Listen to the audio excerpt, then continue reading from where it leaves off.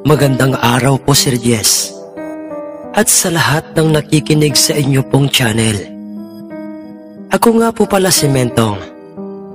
At katulad po ng ibang nagbahagi ng kanilang mga kwento sa inyo pong channel, ay meron po akong kwentong gustong ibahagi sa inyo na may kinalaman sa mundo at misteryo ng kababalaghan. At upang lubos po ninyong maunawaan ang lahat, narito po ang umpisa ng aking kwento. Nangyari po ito, Sir Jess, taong 1980, sa lugar ng Iloilo. Hindi ko na lamang po, Sir Jess, babanggitin ang eksaktong lugar dahil, Sir Jess, sadyang matatapang ang mga tao doon, Sir Jess. Minsan pong naimbitahan sa isang piyestahan sa isang baryo ng isa sa kanilang kakilala, itong si Mang Roger, isa pong mamang mahilig mag-alaga ng mga manok panabong. At mahilig din siyang magsabong, kasama ang kanyang dalawang mga anak na pawang mga dalaga at dalawang mga kumparing katulad din niyang mahihilig sa sabong na sina Mang Ensyong at Mang Bruno. Ay walang pagdadalawang isip silang pumaroon sa naturang piyestahan sa baryong yon. At dahil sa piyestahan ang kanilang dadaluhan, kung kaya't matik na merong magaganap doon na salpukan, tupada o sabong. Kung kaya't nagkanya-kanya silang tatlong nagdala ng perang pamusta, lalo na ng tig-iisang mga maaasahan at magagaling na mga manok panabong. Bitbit ni Mang Roger, Sir Jess, ang isang manok panabong na isang binabaing dalusapi at kanyang inilagay sa isang bayong. At ganoon din ang kay Mang Ensyong, isang mayahin naman ang kanyang dinala at isang ugis naman na 3 times winner na. At ipinagmamalaki sa kanila ni Mang Bruno ang kanyang naisip na dalhin para sa nasabing magaganap na sabong sa pistahan sa baryo. Ganoon din ang dalang manok panabong nila Mang Roger at Mang Ensyong. Makailang beses nang nanalo ang mga ito at masasabing mga ganador ang mga manok na panabong na kanilang mga dala. Sa kabilang baryo pa ang pistahang kanilang pupuntahan at kinakailangan pa nilang dumaan sa isang baryo bago makarating doon. Kung kaya't maaga silang nagplanong umalis papunta sa nasabing baryo. At pagkarating nila sa nasabing baryo, ay inaya sila ng kanilang kakilalang kumain na muna bago sila mag-umpisang pumuntang sabungan. At dahil sa medyo ginutom sila, dahil sa kanilang ginawang paglalakad mula sa kanilang baryo, kung kaya't nagkaisa na silang tatlo na pagbigyan ng alok sa kanila ng kanilang kakilalang nag-anyaya sa kanila doon.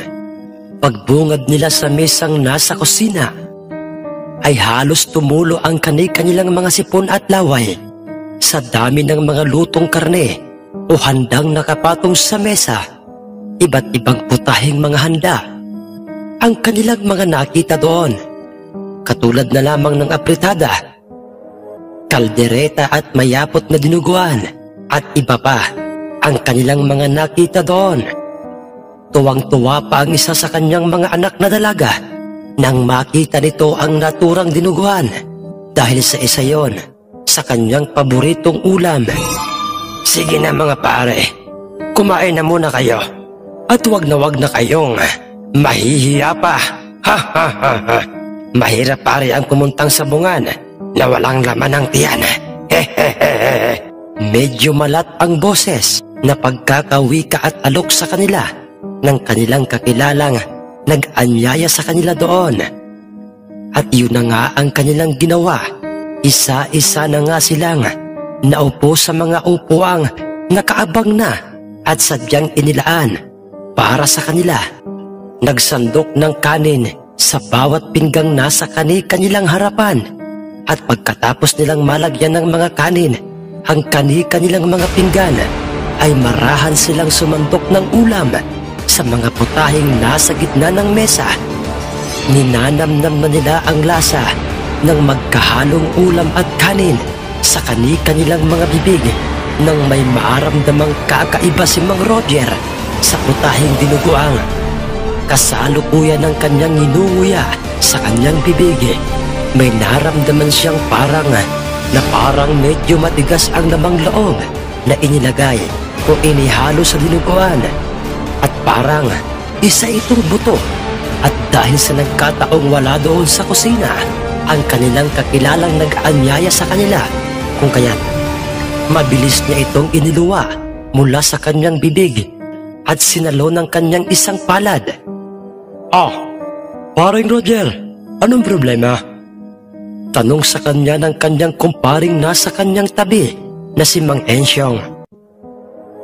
Pare, tingnan nyo. Daliri. Daliri ng sanggula ang lahok sa dinuguang ito.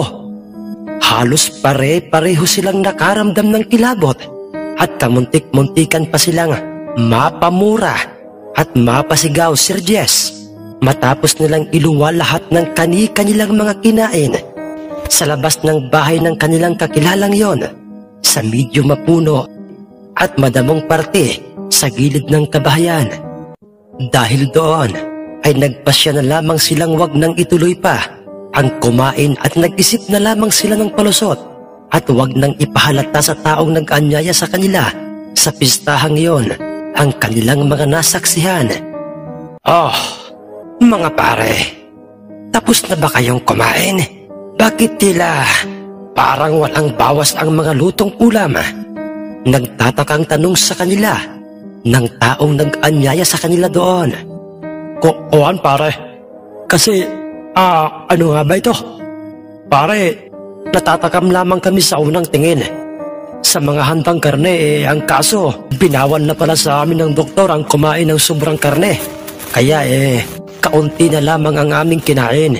Magkalaman lamang ba pare ang aming mga tiyan? Ang pagsisinungaling ni Mang Roger sa kanya. Ganoon ba, mga pare?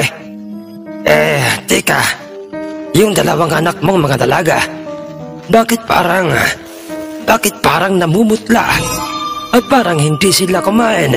Ang tanong pang muli nito sa kanya. Hay nako pare, mahina sa karne ang mga yan. Sa gulay ang mga yan malalakas. Paano pare? Salamat sa mga handa. Happy Fiesta pare. Sabik na kaming pumuntang sabungan. Dahil yun talaga pare ang pinakang sadya namin dito. Sasama ka ba pare? Tayo na. Nakangising tanong sa kanya ni Mang Roger. Sige lang pare. Hindi kasi ako mahilig sa sabong. Pero kung sakasakaling magutom kayo at gusto niyong kumain uli, balik lamang kayo dito ha. Ang muli pang sabi nito sa kanila. Salamat pare. Babalik kami upang muling kumain pag kami ay nakaramdam ng kaunting gutom. Paano pare? Aalis na kami at pupunta na kaming sabungan. Malapit na naman dito sa inyo ang sabungan, di ba? Maraming salamat ulit pare. Pagkatapos na sabihin yun ni Mang Roger sa kanya, ay dali-dali na silang naghanda at bitbit ang kani-kanilang mga panabong at kanilang iniwang kunot ang noo. At parang nagtataka at nanghihinayang ang taong nag-anyaya sa kanila doon.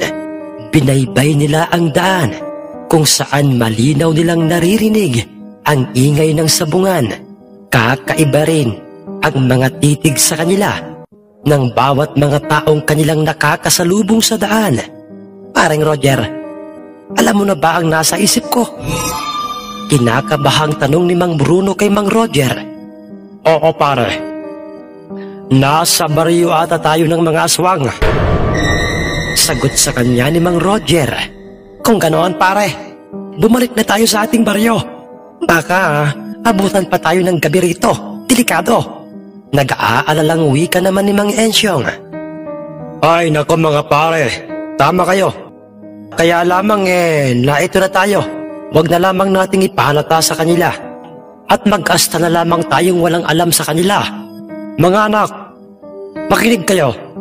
Mauna na kayong umuwi sa atin habang maaga pa at gusto ko munang makita kung papaano makipagsabong ang mga aswang. Mabilis naman siyang sinunod ng kanyang dalawang mga dalagang mga anak At pagkatapos Sir Jess, ay nagpatuloy na silang tatlong pumuntang sa bungan upang kanilang masubukan doon ang kanilang mga pambatong mga panabong. Kahit pa'y ang totoo Sir Jess, kabado na ang bawat isa sa kanila. At nang kanilang marating na nga ang sabungan, ay bigla na lamang tumahimik ang lahat ng mga magsasabong o mga tao nga ba o mga aswang na naroroon. Ang lahat ng mga ito'y nasa iisang direksyon lang, nakatingin sa direksyon nilang tatlo. Halos mapaihi na noon Sir Jess sila Mang Roger dahil talagang sadyang kakaiba kung tumitig ang mga ito. Pailalim sila kung tumitig o tumingin at natatakam kung sila'y titingnan. Tahimik na parang may dumaang anghel sa paligid. Ngunit binasag yon ni Mang Roger nang sabihin niyang, magandang araw po at masayang piyesta po sa inyong lahat.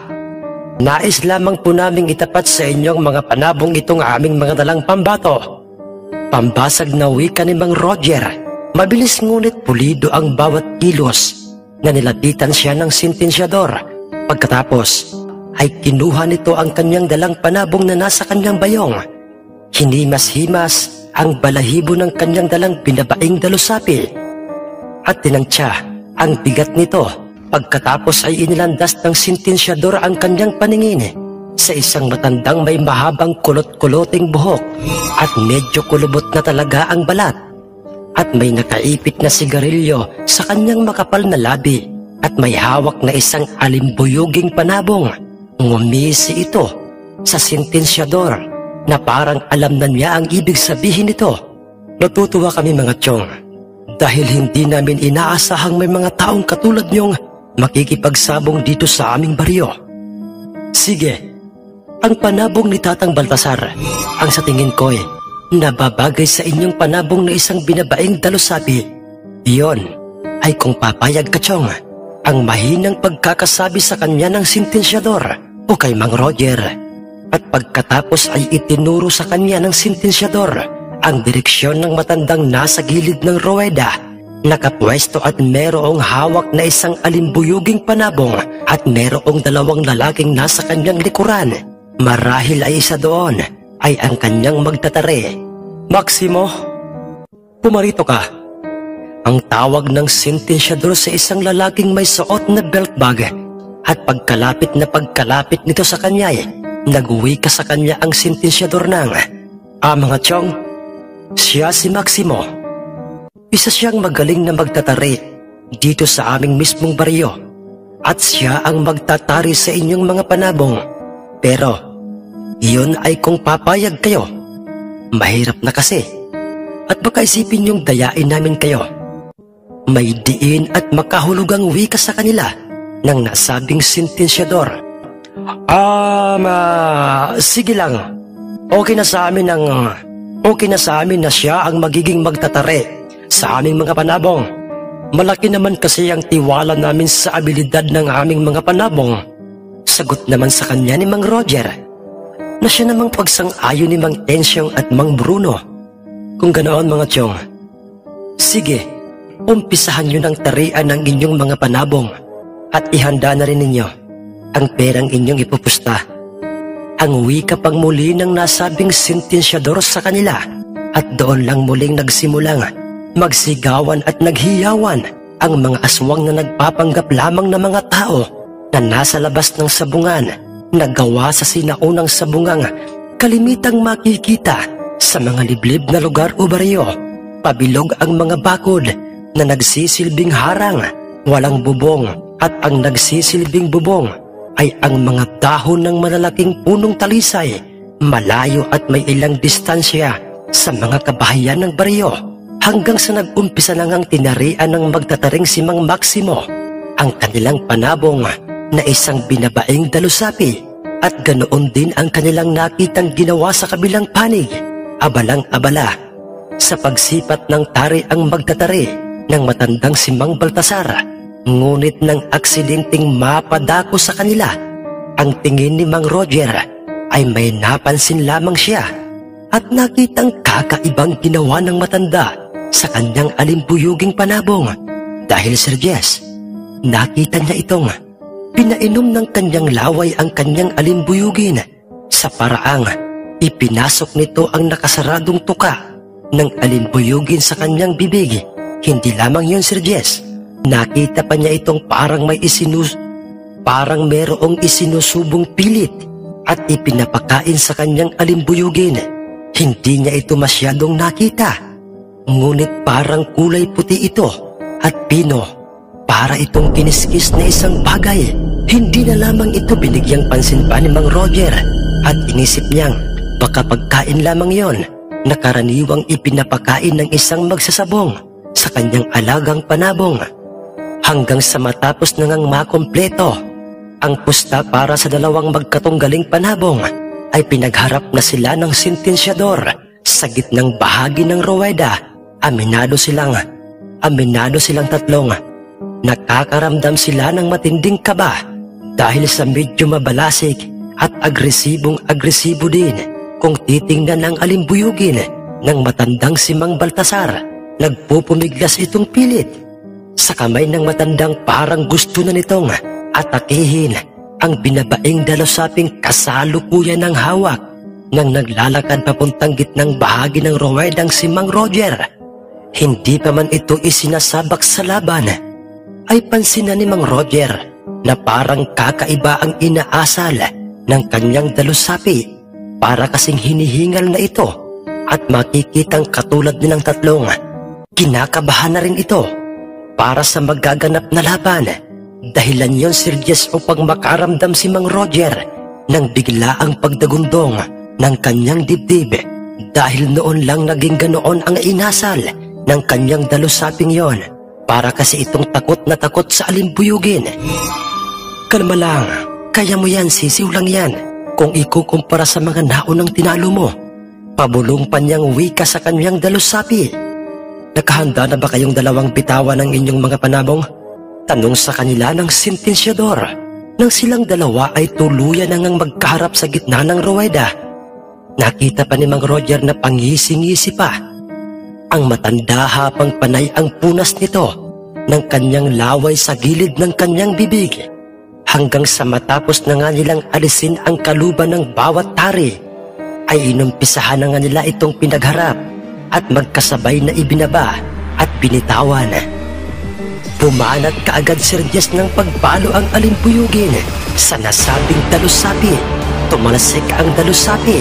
Muli pa sana itong papaluin ng alimbuyugin sa kanyang kilikili, ngunit sa pag-atake niya'y bigla na lamang pumailalim sa kanya at sumilong sa kanya ang dalusapi. Sinamantala yun ng dalusapi, tumalon ito at iniangat ang kanyang paang may nakakabit na tari. Ipinalo niya ito ng ipinalo sa alimbuyugin, ngunit, Sir Jess, mabilis itong naiwasan ng alimbuyugin. Hiyawa na, Sir Jess, ang lahat ng mga aswang na nagpapanggap na tao. Sa kanilang mga nasasaksihan, naglaglagan ang mga balahibo ng alimbuyugin nang ito'y madaplisan ng tari galing sa dalusapi. Muli na namang umarangkada ng sunod-sunod at walang palyang pag-atake at pagpalo ang alimbuyugin sa dalusapi, ngunit hindi nagpahuli at nagpadaig sa kanya ang dalusapi. Tumuka-tuka muna ito sa lupang nagsisilbing sahig ng sabungan. Bago nito, sinalubong ang papasugod na alimbuyugin sa ere. Isang malakas na pagpalo ang pinakawalan at ibinigay ng dalusapi sa alimbuyugin. Bagsak ito, Sir Jess, sa lupa at naiwan sa ere ang dalusapi. Manghang-mangha ang lahat sa ipinakikitang galing ng dalusapi, lalong-lalo na si Mang Roger at ang kanyang dalawang kaibigan, sapagkat maging siya may hindi niya alam kung saan galing ang kakaiba at bagong taktika sa pakikipagdigma ang ipinakita ng kanyang binabaing dalusapi. Siguro naisip niyang dahil yon sa mga naunang nakalaban niya, kung kaya naging maingat na ito sa bawat kilos at paraan ng pag-atake. Iba naman yun sa reaksyon ng sentensyador at ng matandang si Mang Baltasar, dahil sa kabila ng ipinakikitang galing ng dalusapi sa pakikipagdigmay, parang hindi ito apektado doon. Kalmado lamang ito, Sir Jess, nang biglang muling tumayo ang alimbuyugin upang muling umatake sa nasabing dalusapi. Ngunit ng puntong yun, Sir Jess, ay parang meron ng nagbago. Sa kilos nito, bumagal na ito at parang pagewang-gewang na parang meron na itong tama ng tari sa kanyang katawan galing sa tari ng binabaing dalusapi. Ganoon pa may, pinilit nitong muling umatake sa dalusaping humihingal na, ngunit matikas pa rin ito kung titingnan. At parang walang tinamong saksak sa kanyang katawan. Papalapit na ito, Sir Jess, ng papalapit sa dalusapi at nakahanda na rin ang dalusapi upang sana'y wakasan na ang buhay ng alimbuyugin. Nang sa hindi maipaliwanag, Sir Jess, nang bigla-bigla na lamang natigilan sa kanyang gagawin sanang pagsalubong at pag-atake sa alimbuyugin ang dalusapi. Bigla itong natigilan na parang kung ito'y ilalarawan, Sir Jess, ay parang natulala na ito. Halos maglupasay si Mang Roger sa sahig ng sabungan nang makita nilang hindi na sumasalubong ng pag-atake ang kanyang dalusapi sa naturang alimbuyugin. Sinamantala naman yun ng alimbuyugin may maiitim na bilugang mga mata at balahibong matingkad na kulay pula at itim. Kinikigan ng kinikigan niya ang nasabing dalusapi, sunod-sunod at walang humpay. Paghiwalayin mo sila! Paghiwalayin mo! Bilis! At pagkatapos ay pagharapin mo ulit sila! Dalian mo! Ang maotoridad at nag-aalalang utos ni Mang Roger sa sentensyador. Mabilis naman yung ginawa ng sentensyador. Ngunit nang pinagharap niya ang mga ito ay naging huli na, Sir Jess, ang lahat para sa nasabing dalusapi. Dahil, Sir Jess, meron na itong iniluwang namumuong dugo sa kanyang nakabukang tuka. Basang-basa na ng dugo ang kanyang balahibo dahil sa tama ng tari at paunti-unti nang lumuyloy ang kanyang ulo. Naideklara na ngang panalo ang alimbuyugin ni Mang Baltasar at nagbunyi at nagsigawan ang lahat ng mga pumusta sa nasabing alimbuyugin ng matandang si Mang Baltasar. Nanlambot naman ang tuhod nila Mang Ensyong at Mang Bruno, lalong-lalo na si Mang Roger. Sinuri nila ang katawan ng walang buhay na dalusapi.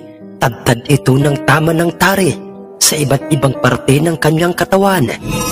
Ngunit ang alimbuyugin, Sir Jess, ay iisa lang ang tinamo nitong sugat galing sa tari ng dalusapi at daplis pa yon sa katawan ng alimbuyugin.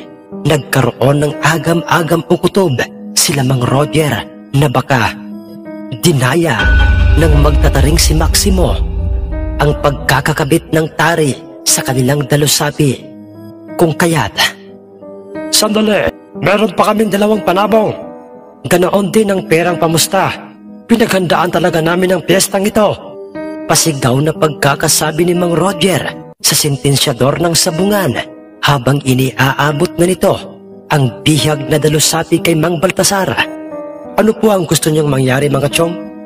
Tanong ng sentensyador sa kanila. Kami na ang magtatari sa aming 2 panabong. At ang gusto namin, yang panabong mo, Tatang Baltasar, ang iharap mo sa isa man sa aming panabong. Medyo pikong pagkakasabi ni Mang Roger sa kanila. Mga chong, yun po ay nakadepende kay Tatang Baltasar kung papayag siya sa gusto niyong mangyari o hindi. Sagot pa ng sentensyador sa kanila. Bilang mga bisita o panauhin sa aming baryo sa kapistahang ito, ay pumapayag ako. Hala, sige, tarihan niyo ang inyong 2 panabong. Alinman sa 2 yan, ang mauna ay nakahanda akong muling iharap ang aking alimbuyugin.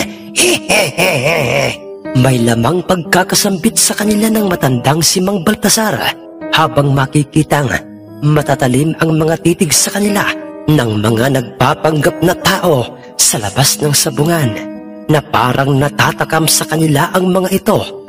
Minsan pa nilang nakitang dinilaan ni Tatang Baltasar ang dugong inilalabas sa katawan ng walang buhay na dalusaping kanilang naging bihag. Sige na, mga chong, Tarian nyo na ang dalawa nyong natitirang panabong. Wika ng sentensyador sa kanila at gamit ang mga taring ipinahiram sa kanila ng magtataring nagngangalang si Maximo ay si Mang Bruno na merong kaunting nalalaman sa larangan ng pagtatari ang nagpasyang magtari sa kanilang natitirang dalawang panabong. Habang tinatarian nila ang dalawang panabong ay nag-umpisang muling naging abala ang Kristo sa pagkolekta ng mga pera. Mangilan-ngilan lang, Sir Jess, ang pumusta sa kanilang mga panabong at masasabing mas marami ang pumusta sa alimbuyugin ni Tatang Baltasar. Muli pang nakita ni Mang Roger sa ikalawang pagkakataon, Sir Jess, na muling pinainom ni Tatang Baltasar ang kanyang alimbuyugin ng kanyang sariling laway na kung titingnan ito'y nilips to lips nito ang kanyang alimbuyugin.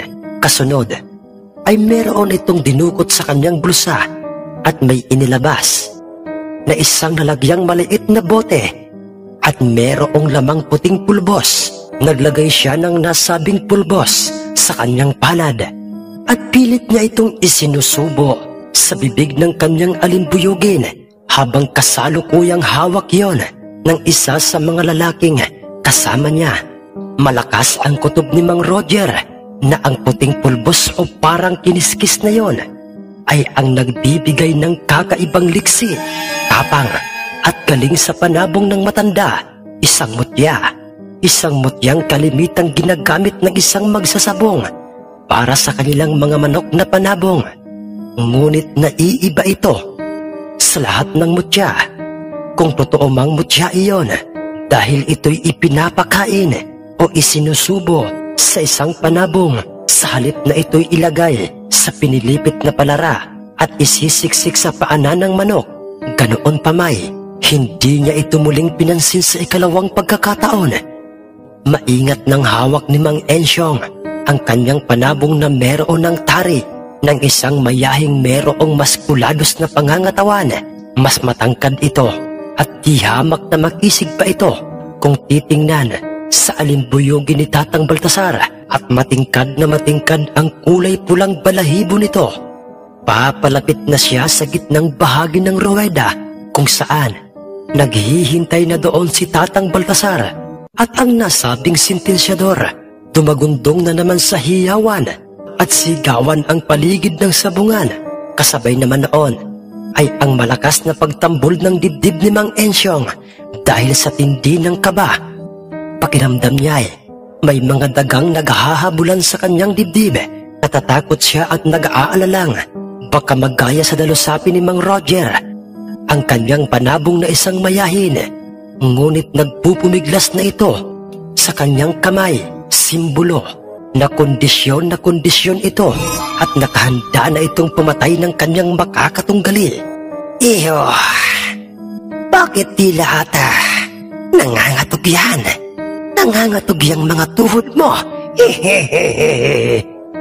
Dinig ni Mang Ensyong na wika sa kanya ng matandang si Tatang Baltasar. Nginitian lamang niya ito at hindi na lamang niya ito pinansin hanggang sa dahan-dahan na nilang pinagharap ang dalawang panabong. Ngunit nang sila ay magkatapatan na ng matanda at pareho na silang may hawak na panabong, ay meron siyang napansing kakaiba, Sir Jess, sa matanda dahil nalanghap niyang mabantot ito. Mabantot pala ang matanda. Amoy kalawang ito. Yung tipong amoy na katulad ng nabubulok na karne o laman, masangsang at nakakasuka. Ganoon din ang amoy ng paligid ng sabungan, mabaho at parang amoy utot. Hindi na lamang niya ipinahalata yun sa nasabing matanda, kahit pa'y naduduwal na siya ng tagpong yon. Buong ingat na nilang magkasabay na binitawan ang panabong na alimbuyugin at mayahin. Parehong maingat ang dalawang mandirigma. Kung titingnan sa gitna ng ruweda, tahimik na rin ang paligid ng sabungan. Nakikiramdam ang mayahin, Sir Jess, sa kilos ng alimbuyugin. Samantalang mahahalata namang binabasa rin ng alimbuyugin ang bawat mahihinang pagkilos ng mayahin Matagal nilang inatake ang bawat isa at halos naubos na ang 1 minuto. Sa ganoong sitwasyon, nang bigla na lamang umatake ang mayahin sa alimbuyugin. Sinabayan naman ito ng alimbuyugin, talsik silang pareho at nagliparan ang mapupulang balahibo ng mayahin sa sahig ng sabungan. Ganoon din ang balahibo ng naturang alimbuyugin, subalit parang nagpagiwang-giwang na kung maglakad ang mayahin at meron ng gumagapang na dugo pababa sa kanyang paa hanggang sa ito'y pumatak na sa sahig ng sabungan. Samantalang mag-isip na nakatayo lamang ang alimbuyugin, di kalayuan si Jess sa harapan ng mayahin. Nagkulay suka na noon sila Mang Ensyong dahil sa kalagayan ng kanilang mayahin. Sa unang sagupaan pa lamang, muli itong inatake ng alimbuyugin si Jess. Subalit nagpilit na pumalo sa kanya ang mayahin. Sa kabila ng kanyang tinamong kalagayan, iniangat niya ang kanyang paang merong nakakabit na tari at pilit niyang ipinalo sa papalapit na alimbuyugin. Tumalsik ang mayahin sa lakas ng pag-atake ng alimbuyugin at halos gumulong-gulong pa ito sa sahig ng sabungan sa lakas ng pagsunggab sa kanya ng alimbuyugin. Hindi na ito makatayo pa at nadisgrasya na ang kabilang paa nito. Nakaunat na ang kanyang paang walang tari habang nakalapat sa lupa. Iniangat ito ng sentensyador at kanyang sinuri ang buong katawan ng mayahin kasama si Mang Ensyong at doon nila nakitang bukod sa nadisgrasyang paa nito ay tagtad pa ito ng tama ng tari galing sa alimbuyugin. Ganoon kabilis Sir Jess ni hindi man lang nila nakita ang bawat pagpalo ng alimbuyugin sa kanya. Samantalang ang nasabing alimbuyugin ay kasalukuyan na noong hawak ng nakangising matanda at ni isang tama ng tari ay wala itong tinamo. Ipinagharap ito ng sentensyador at kinariho. Tumuka-tuka ng mahigpit sa ulo ng mayahin ang alimbuyugin. Ngunit ang nasabing mayahin Sir Jess ay hindi na kailanman tumuka pa. Sa nasabing alimbuyugin, paunti-unti na itong nalagutan ng hininga. Naghiyawan na ang lahat ng mga nasa sabungan. Panalong muli Sir Jess ang alimbuyugin ng matandang si Tatang Baltasar. Mangiyak-ngiyak naman noon sila Mang Ensyong at dismayado ang kanyang dalawang kumparing, sina Mang Roger at si Mang Bruno. Tuluyan na ngang ibinigay kina Tatang Baltasar ang bihag na mayahin ni Mang Ensyong at ang kasunod na kanilang iniharap sa alimbuyugin ay ang kulay puti o ang nasabing ugis ni Mang Bruno. Grabe ang pagtataka Sir Jess ni Mang Roger at mas lalong lumakas ang kanyang kutob sa dalawang kakaibang nasaksihan niyang kakaibang ginawa ng matandang si Tatang Baltasar sa kanyang alimbuyuging panabong. Dahil sa muli na naman niya itong nakitang ginawang muli iyon ng matandang si Tatang Baltasar sa kanyang panabong na alimbuyugin bago sila tuluyang magkaharap sa gitna ng ruweda ni Mang Bruno. Huling panabong nyo na pala yan, mga iyo. Mukhang uuwi kayong bigo at luhaan. Ang nakakaasar na sambit ng may mabahong bibig na matandang si Tatang Baltasar habang silang dalawa ay kasalukuyan ng magkaharap sa gitnang bahagi ng ruweda. At hindi naman sa kanya nagpadaig ang pikon na si Mang Bruno. Sinagot siya nito na siyang nagpabago sa aura at timplada ng itsura ng matandang si Tatang Baltasar. Tingnan natin ngayon kung kanidong panabong ang magagataan sa kawali ngayon. Yang alimbuyugin mo, Tatang, ay may kaparis ng 1 galong tuba na nasa aming baryo ngayon. Gigilitan ko agad yan ng leeg. Oras na yan ay mabigwasan ng aking ugis. Hambog na pagkakasabi niya sa matandang si Tatang Baltasar at naging dahilan yon upang magsalubong ang kilay ng matandang kaharap at bigla na lamang kumunot ang kanyang noo nang marinig niyang sabihin yun sa kanya ni Mang Bruno. Bitawan niyo na ang inyong mga panabong, mga tiyong, Tatang Baltasar, at umpisahan na ang salpukan. Putol na wika sa kanila ng sentensyador. Dahil doon ay unti-unti na nga nilang pinalas ang bawat kaluban ng tari sa kanilang mga hawak na panabong at magkasabay na nga nilang binitawan sa gitna ng sabungan. Unang umatake si Sergius ang ugis ni Mang Bruno sa alimbuyugin ni Mang Baltasar. Talsik ang alimbuyugin. Hindi pa man ito bumabagsak sa sahig ng sabungan o ng ruweday. Sinalubong na agad ito ng ugis. Ang bilis ng bawat pag-atake ng ugis. Pulidong-pulido ang bawat kilos nito. Palong-palo ang kanyang taring pinapakawalan niya sa katawan ng alimbuyugin at naglipara naman ang balahibo nito sa sahig ng sabungan. Pagkabagsak nito sa lupay, medyo paika-ika na ito. Hiyawan ang lahat ng mga nanunood, lalo na sina Mang Roger, Mang Bruno at Mang Insyong. Inisip nilang ang ugis na ang magpapanalo sa kanila, samantalang tahimik lang ang matandang si Mang Baltasar at ang mga kasama nito at nananatiling nanunood sa paika-ika ng alimbuyuging panabong nila. Pinaglayo ng sentensyador ang dalawang magkatunggaling manok. Kinareho, tumuka ang ugis ng sunod-sunod at walang humpay sa ulo ng alimbuyugin. Kumanti naman ng tuka sa ulo ng ugis ang naturang alimbuyugin. Kung kaya't muli ang mga itong binitawan ng sentensyador. Umarangkada ng pagpalo at pag-atake ang ugis. Ngunit nananatiling nakaabang lamang sa kanya. Nawari hinihintay lamang siya ng alimbuyugin. Nang bigla itong sumugod sa kanya, pumailalim ang alimbuyugin sa ugis. Nakasalukuyan ng nasa ere, nabigo ang ugis, napatamaan ito ng tari. Dahil lumagpas na ang bagsak niya sa alimbuyugin, huli na nang ibaling niya ang kanyang paningin sa direksyon ng alimbuyugin na nasa kanyang likuran dahil bumao na ang tari ng alimbuyugin sa kanyang kilikili. Pagkahugot noon ay sunod-sunod pa siya nitong pinalo ng alimbuyugin. Tumigil lamang ito, Sergius, nang tuluyan ng hindi na gumagalaw ang nakalublob na ugis sa sahig ng sabungan at may bahid na ng kulay pulang dugo. Ang mapuputing balahibo nito, patay na ito nang iniangat ng sentensyador. Dismayado sila Mang Bruno sa kanilang mga nasasaksihan. Panalo ang alimbuyugin at naging bihag ang ugis.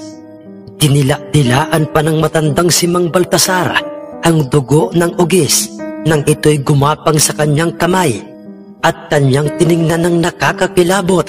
Sila Mang Roger, nagkulay pula ang dalawang mga mata ng mga ito. Paano ba yan, mga tiyong? Wala na kayong mga manok na panabong. Naubos na. Pero pwede pa naman kayong bumawi. Yon ay kung gusto niyong bumawi. Wika sa kanila ng sentensyador, Sergius. Ang ibig kong sabihin, mga tiyong, ay pwede pa kayong umuwi sa inyong baryo upang kumuha ng mga manok na panabong upang kahit paano'y makabawi naman kayo. Sagot sa kanila ng sentensyador. Yan talaga ang gagawin namin.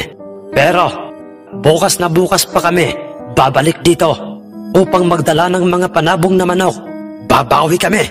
Inis na sagot naman ni Mang Roger na siya ring pagsang-ayon ng kasamang si Mang Ensyong at si Mang Bruno.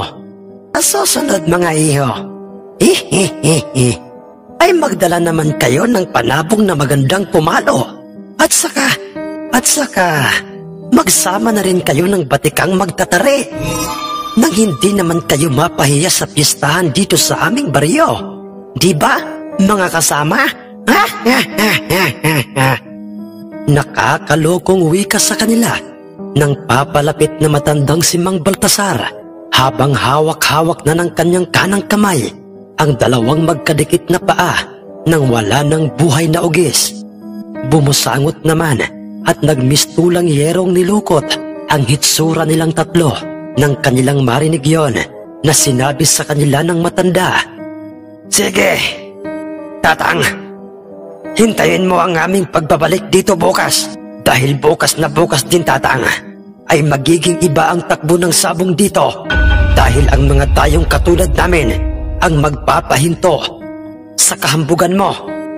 Tayo na, mga pare." Galit na pagkakasambit sa kanya ni Mang Bruno. Pikunin kasi itong si Mang Bruno. "Ha ha ha ha ha!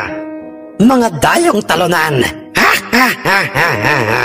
Pahabol pa sa kanila ng matanda habang sila'y bagsak ang mga balikat na naglalakad papalayo sa baryong yon. At hindi na rin sila dumaan pa doon sa taong kakilala nila dahil sa kanilang natuklasan doon. Kasalanan nila dahil masyado silang nagtiwala sa mga taong hindi pa nila masyadong kilala. At habang naglalakad sila sa daan kung saan madaming punong kahoy sa gilid ng daang yon, pabalik sa kanilang baryo, ay napag-usapan nila ang tungkol sa nangyari sa nasabing sabungan. Nabanggit na rin sa kanila ni Mang Roger ang tungkol sa kanyang mga kakaibang nakitang ginawa ng matandang si Mang Baltasar sa kanyang alagang alimbuyogin, kung papaano niya itong nilips to lips at pinainom ng kanyang malapot na laway at pinakain ng pilit ng pinong kulay puti na parang galing sa kiniskis na puting bagay. Nagtaka naman doon sila Mang Ensyong at si Mang Bruno sa sinabing yun ni Mang Roger sa kanila. "Alam niyo, mga pare, malakas talaga ang kutob kong. Ang ginawang yon ng matandang hambog na aswang na yon sa kanyang alimbuyogin ang siyang dahilan kung bakit hindi mamatay-matay ang kanyang alimbuyogin na yon. Isipin niyo, ha, sa ipinakitang pag-atake ng ating mga panabong sa kanyang alimbuyogin, ay di hamak naman na mas magaling ang ating mga panabong. Pero bakit hindi siya magawang sugatan ng tari?" Ang nagtatakang wika ni Mang Roger sa kanila. "Yan din, pare, ang kutob ko. Nahihiwagaan talaga ako sa matandang aswang na yon. Ang baho-baho pa ng amoy putok at kalawang ang singaw ng katawan, at ang kanyang bibig, pare, ay napakabaho. Nakakaduwal talaga, heh." Dugsong na sambit naman ni Mang Bruno. "Pare-pareho lamang tayo, pare, ng mga napapansin sa kanya. At sa lahat ng mga taong naroroon, mga aswang sila, mga pare. At malakas talaga, pare, ang kutob kong. Yung sinabi mong yon na ginawa ng matandang yun sa kanyang alimbuyugin ay isang mutya." Dagdag namang sabi ni Mang Ensyong. "Tumpak, parang Ensyong, natumbok mo. Mutya. Isang mutya ang kanyang ipinapakaing pilit sa kanyang alagang alimbuyugin. Madaya sila kung magsabong. Bukod sa mga asbo na sila, ay may mutya pa silang ginagamit sa panabong nila. Buweset, madaya sila." Inis na pagkakasambit naman ni Mang Roger habang patuloy sila sa kanilang ginagawang paglalakad pabalik sa kanilang baryo at hapon na ng mga oras na yon. "Alam niyo, mga pare, kung ganyan sila makipaglaro, ay mapipilitan na akong isama bukas si Armando o si Mando." Seryosong sambit naman ni Mang Bruno. "Teka lang, parang Bruno. Si Mando ka mo? Yung bilas mo nga magtatari na isang antingero?" Gulat namang tanong sa kanya ni Mang Roger. "Oo, parang Roger. Ewan ko na lamang kung uobra sa mga tinarian niyang mga panabong ang kanilang mga mutya. Ewan ko na lang, mga pare." Pagmamayabang pang sabi ni Mang Bruno sa kanila. "Ganoon ba, parang Bruno? Kailan mo namang balak ayain siya sa sabungan sa pistahang yon, parang Bruno?" Tanong naman sa kanya ni Mang Ensyong. "Mamaya, mga pare, pagkarating natin sa ating baryo, iimbitahin ko siya na uminom ng tuba sa bahay at sa kanya natin ikwento ang lahat ng pangyayaring kakaiba sa sabungan sa baryong yon. Marami siyang alam tungkol sa mga bagay na may kinalaman sa mundo ng misteryo at kababalaghan. Lalong-lalo na, mga pare, sa mga mutyang ikinakarga sa isang manok panabong. Ang tugon ni Mang Bruno kay Mang Ensyong. Hanggang sa sila'y makarating na sa kanilang baryo, ay yun at yun pa rin ang kanilang pinag-uusapan, ang tungkol sa nangyaring sabong sa piyesta sa baryo ng mga aswang. 6:30 na ng gabi. Sa mismong balkonahin nila Mang Bruno, ay masayang-masaya silang magkakaharap sa inuman. Kasama nila ang isang lalaking halos kaidaran lamang nila. Matangkad ito, ngunit payat-payatin lamang. May mahabang kulot-kuloting buhok na abot hanggang sa kanyang balikat. May mga kwintas na higit pa sa 5 ang bilang na nakasabit sa kanyang leeg at merong mga nakapalawit doon na iba't ibang imahe ng Panginoon sa bawat tig-iisang suot niyang kwintas. At siya, Sir Jess, ay ang bilas ni Mang Bruno na isang antingerong magtatari at magsasabong na rin. Siya ang antingerong si Mang Armando. Ikinuwento nila lahat ng mga nangyayaring salpukan ng kanilang mga panabong sa pistahang yon sa nasabing antingero. Habang kaharap nila ito sa inuman, nakita nila itong tumango-tango habang pinapakinggan nito ang kani-kanilang mga sinasabi sa kanya. Sa tingin mo paring Mando, ano ang ibig sabihin ng ginawang yon ng matandang yon sa kanyang alagang panabong na isang alimbuyogin? Ang tanong ni Mang Roger sa nasabing antingero, samantalang makikita namang nakaabang at mga nakaawang ang mga kani-kanilang mga bibig sa kung ano ang isasagot ng antingero sa kanila. Sila Mang Bruno, Mang Roger at Mang Insyong. Bumuntong hininga muna ito at nagtagay ng tuba bago ito nagsabing, ang totoo, base sa mga narinig ko sa inyo, ay isa lang ang natitiyak ko. Mga aswang, ang lahat ng mga tao sa pistahan o sa baryong yon. At yung matandang inyong nakasagupa sa sabong ay isa ring aswang. Lahat sila, pati ang sentensyador, lalong-lalo na yung kakilala niyong nag-anyaya sa inyo. At yung ginawang pagpapainom ng laway ng matandang iyon. Sa kanyang panabong ay laway ng isang aswang. At ito, ang kulay puting piniskis na yon, na ayon sa inyo ay nakita ni paring Roger, na pilit na isinusubo o ipinapakain sa panabong niya, ay isa yung mutya. Isang mutyang galing sa kiniskis na buto ng sanggol, na isa rin sa pinaniniwalaan ng mga sinaunang mga magsasabong na mabisang gamitin sa bawat manok panabong. Revelasyon sa kanila ng antingero. Sinasabi ko na nga ba, pero ano nga ba ang bisa noon, Bilas? Sa manok, sa isang manok na panabong kapag pinargahan ng ganoong mutya? Ang tanong ni Mang Bruno sa antingero. Normal lamang ito kung makipaglaban. Ngunit pulido ito kung pumalo. Yung tipong may kalalagyan talaga ang manok na kanyang makakabangga. Hindi lamang yon, natutulala din at parang nawawala sa wisyo ang manok na kanyang kaharap sa sabungan. At doon ito pupupog ng pag-atake. Hindi ba't yun ang nakita niyong nangyari sa inyong mga panabong? Tama ba ako, mali? Ang sagot at tanong sa kanila ng nasabing antingero, na siya namang pagsang-ayon sa kanya ng kanyang mga kainuman, lalong-lalo na nga si Mang Bruno.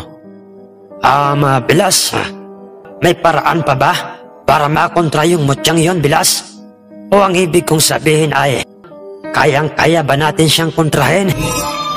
Tanong ni Mang Bruno sa kanyang bilas na isang antingero. Oo naman, may usal akong alam para kontrahin ang mutyang yon na siyang iihip ko sa aking taring gagamitin sa inyong panabong. Paano? Tuloy tayo bukas. Teka, ano nga palang panabong ang dadalhin niyo bukas? Tanong sa kanila ng antingero. Oo, tuloy na tuloy, Bilas. Ang aking abuhin ang dadalhin ko dahil magaling yon makipagpupugan at maingat sa pag-atake. Ang sagot ni Mang Bruno. Ganoon din si Mang Ensyong at Mang Roger. Isang gold ang naisip na dadalhin ni Mang Roger at isa namang sinibalang o panuksukan ang dadalhin ni Mang Ensyong. Paano? Kinakailangan ko munang umuwi upang ihanda ang aking sarili para sa magaganap na sabong bukas sa pistahan o sa baryo ng mga aswang.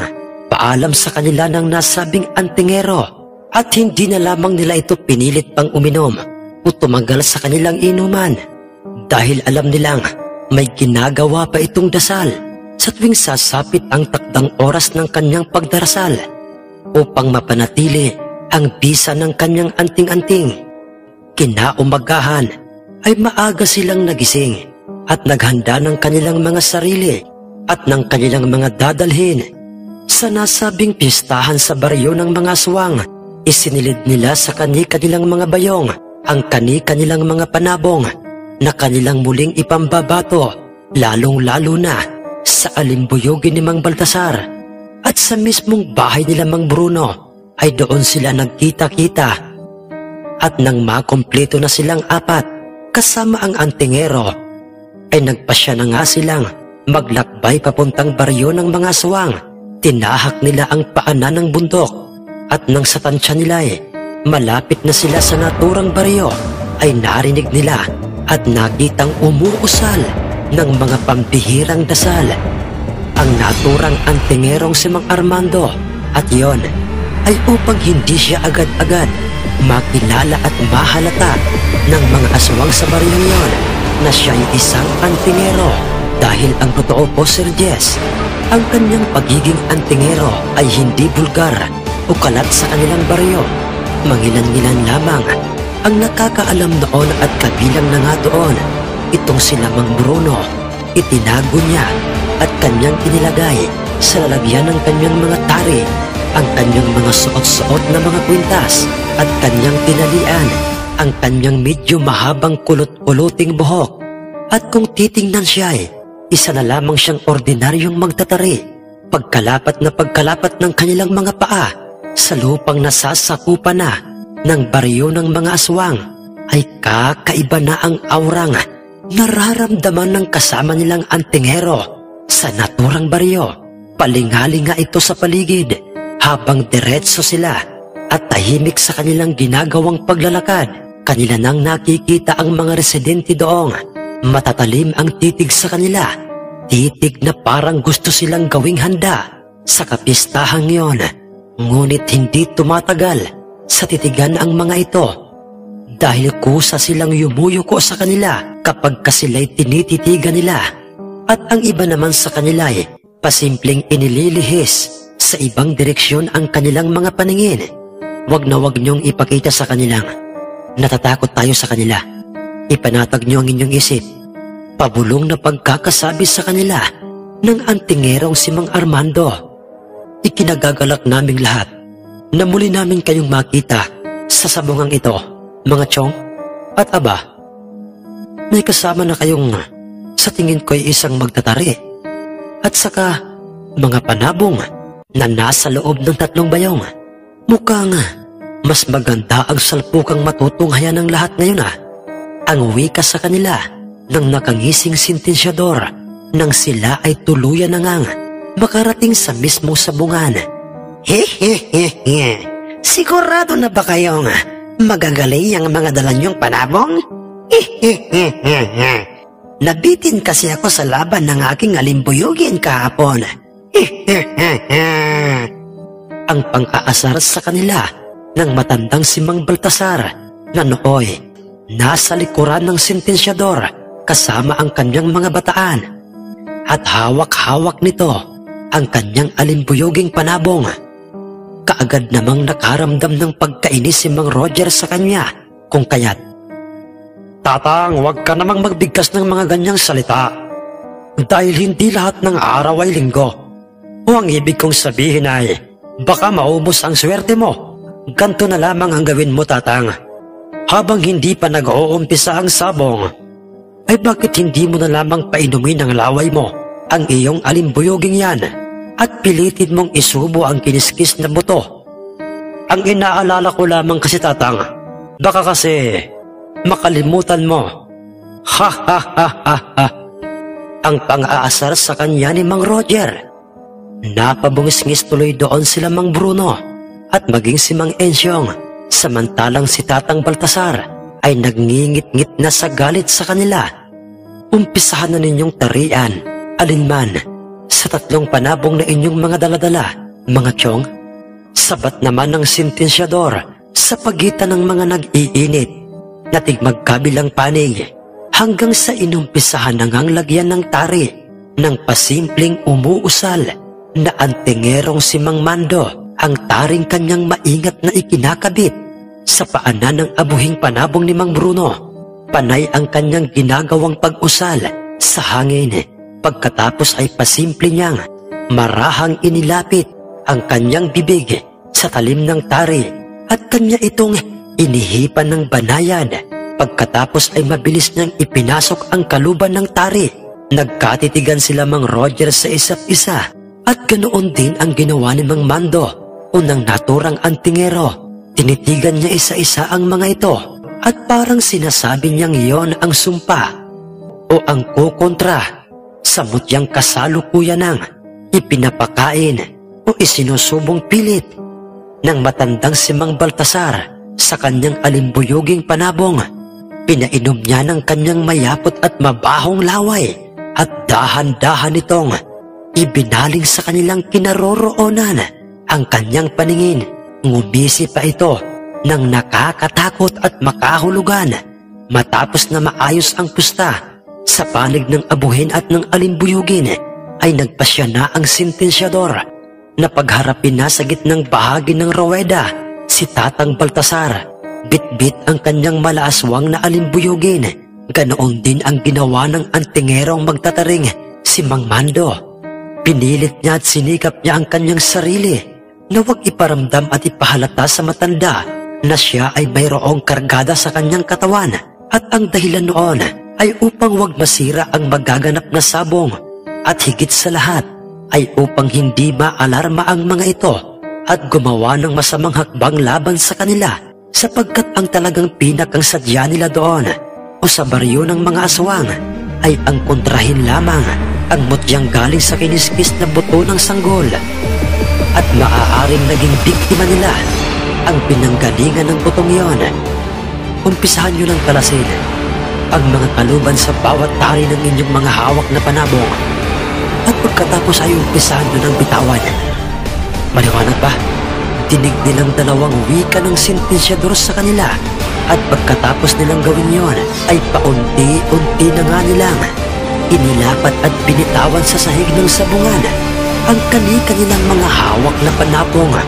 Nakapagtatakang wala ni isa man sa kanilang dalawa ang may balak na umatake sa isa't isa sa dahilang pareho ang mga itong nakikitang paisa-isang inihahakbang ang kanilang mga paa sa sahig ng sabungan na parang pinakikiramdaman nila ang bawat isa ng biglang-biglat na lamang sa bilis na inatake at pinalo ng sunod-sunod at walang humpay ng abuhin ang alimbuyugin.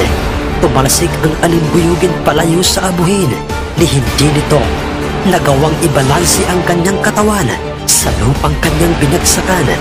Dahil Sir Jess, hindi maganda ang pagkakabagsak nito. Nagbalakpasan na itong bumangon, ngunit nasa harapan na niya at papaluin na naman siya ng abuhin. Nagmistulang lawin sa taas ang lipad nito. Mga nakaawang na ang lahat ng bibig ng lahat ng mga nasa sabungan. Kabilang na nga doon ang grupo nila Tatang Baltasar. Hindi nila inaasahang ganoon kabilis umatake at pumalo ang abuhin. Higit sa lahat, hindi sila makapaniwalang hanggang doon na lamang magtatapos ang sambukan ng dalawang panabong dahil nang suriin ng sentensyador ang hindi na gumagalaw at nananatili na lamang na nakalublob sa lupa ay wala na pala itong buhay. Sumukan na ito ng mayapot na dugo na merong halong kulay puti at iyon ay ang mutyang galing sa kiniskis na buto ng sanggol. Nagsigawan ang lahat ng mga pumusta sa abuhin at naging banaag naman ng pagkadismaya ang mga umaasang mananalong muli ang alimbuyoging panabong ng matandang si Mang Baltasar. Wala nang buhay ang alimbuyogin at tadtad pa ito ng tama ng tari. Galing sa taring nakakabit, sa nooy makikitang ipinapagaspas ng paulit-ulit ang kanyang pakpak ng isang abuhing panabong. Halos mapatalon sa sobrang saya sila Mang Roger nang marinig nilang idiniklara ng sentensyador na panalo ang kanilang abuhin. Nang bigla na lamang lumapit sa kanila ang matandang si Tatang Baltasar at nagwika ito ng, "Ako naman ngayon ang pagbigyan ninyo, mga iho." Ang wika nito sa kanila habang larawan na ito ng magkahalong emosyon, pagkabalisa at pagtataka. "Mawalang galang na po, Tatang. Ano po ba ang nais niyong sabihin? Nakahanda po kaming makinig sa inyo bilang pagrespeto sa inyo at bilang mga dayo na rin." Ang mahinahon at magalang na tanong sa kanya ng antingerong magtatari, "Kahapon, pinagbigyan ko kayo." Alam ko na ang ibig mong sabihin, Tatang." Bigla ang sagot sa kanya ni Mang Bruno, ngunit hindi na niya naituloy pa ang kasunod niyang sasabihin sa matanda. Dahil bigla na lamang siyang siniko ni Mang Mando. Pagkatapos ay tinitigan siya nito ng makahulugan na parang sinasabi nitong matutong makisama sa ibang tao, lalo na't isa lamang silang mga dayo. At huwag magbibitaw ng mga hindi magagandang salita, lalong-lalo na sa ganoong sitwasyong mainit ang ulo ng matandang si Mang Baltasar dahil sa natalo ang kanyang pambatong panabong na isang alimbuyugin. Tatang, ako na po ang humihingi ng dispensa sa medyo hindi magandang ipinakikita ng aking bilas. Ang ibig niyo po bang sabihin ay gusto niyo pong makabawi sa amin sa paraang muli mong ihahanap ng makakatapat ang aming abuhin? Tama po ba ako, Tatang? Ang mahinahong pagkakasabing muli ni Mang Mando sa matanda. "Ganoon nga, iho. Pero hindi ang abuhin yan, kundi alinman sa dalawang yan, sa gold na yan na hawak ng kasama mo at yung isa pang panuksukan o sinibalang. Basta't alinman sa dalawang yan ang itatapat ko sa aking isa pang alimbuyugin." Ang medyo iritadong pagkakabigkas ng matanda sa kanila, kung kaya't napawi ka sa kanya si Mang Mando. "Teka lang po, Tatang. Ano po bang iniisip nyo?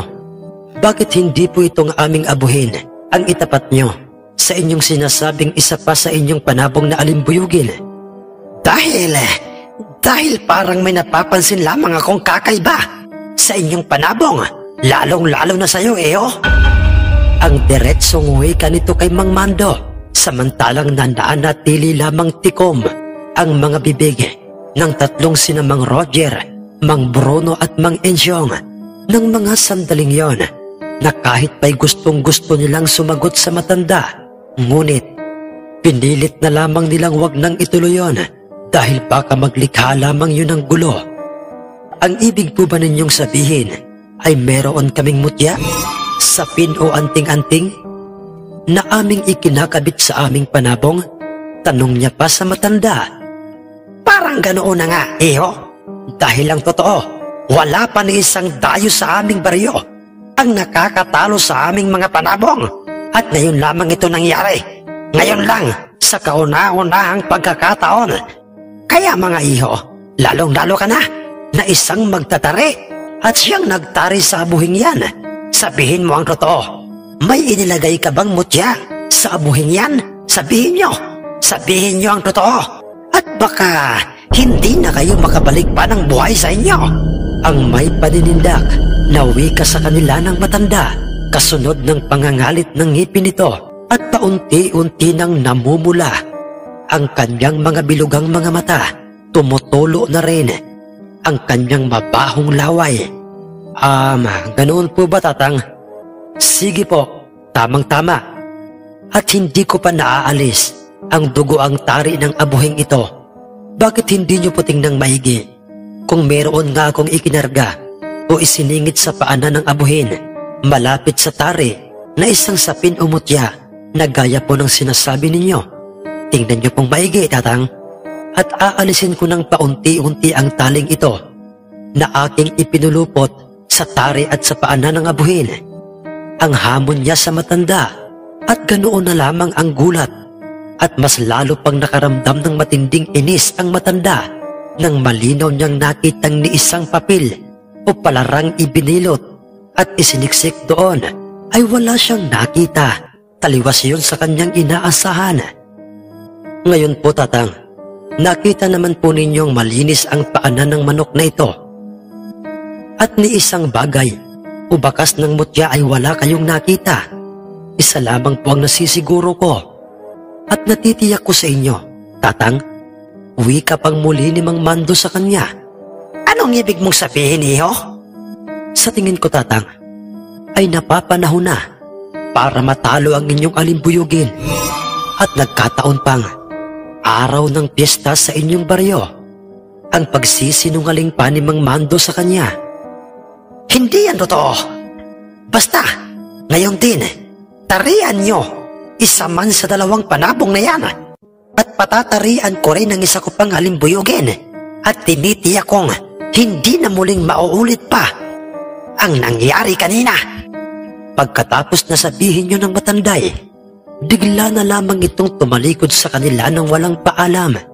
Bagamat Sir Jess aminado sila ay nababastusan, sa inasal na yun ng matanda sa kanila, ay mas pinilit na lamang ni Mang Mando na ipanataga ang kanilang mga sarili at huwag gumawa ng hakbang o maging mga salitang hindi magugustuhan ng lahat ng mga taga roon dahil sa sila ay nasa teritoryo o pugad sila ng mga aswang. Samantalang habang papalapit na ito sa mga kalalakihang kasama niya, nakita nila itong iniwestra ang kanyang kanang kamay sa direksyon ng isang lalaking kararating lamang at merong bitbit sa tigmagkabilang kamay nito na tig-isang bayong, at sinabi ng matandang yun sa lalaking kararating lamang na ilabas na kaagad ang laman ng isang bayong, at nang tuluyan nang mabuksan ang naturang bayong ay nakita nila ang panabong na isang alimbuyugin. Ngunit di hamak na mas malaki ito o ang katawan nito kesa sa naunang alimbuyugin. Hindi lamang yun, Sir Jess, mas nakakaagaw pansin ang buhay na kulay ng mga balahibo nitong kulay itim. Sinamahan pa ng maiitim at magkapares nitong mga paa, at ang malupit sa lahat ay ang bilugang magkahalong itim at mapupulang mga mata nito. Mas nakakatakot itong tingnan kesa sa naunang alimbuyugin, lalong-lalo na kapag ipinapagaspas nito ang mabibigat na magkaparis ng mga pakpak nito. Nakaramdam ng kakaibang kilabot sila Mang Roger nang makita nila ito, lalo na nang lumingon sa kanila si Tatang Baltasar at tinapunan sila nito ng nakakalokong pagtitig at pagngisi habang hawak na nito ang nasabing alimbuyugin. Subalit ni hindi man lang nasindak si Mang Mando sa kanya, maging sa kanyang malaaswang na hitsura ng kanyang alimbuyugin. Sa halip, ang ginawa nito ay umusal ng mga katagang. Alam niyang yun lang ang magsisilbing pangontra sa mutya ng matanda na nooy kitang-kita na nilang muli na naman itong pinainom ng kanyang malagkit at mabahong laway ang nasabing alimbuyugin. Sa paraang nilips to lips niya ito o kanyang ipinasok ng pilit ang nakasaradong maitim na tuka ng alimbuyugin sa kanyang maitim na labi. Kasunod ay dinukot na naman niyang muli ang maliit na botilyang naglalaman ng kiniskis na buto ng sanggol. Hahay, kaawa-awang matandang aswang na ito.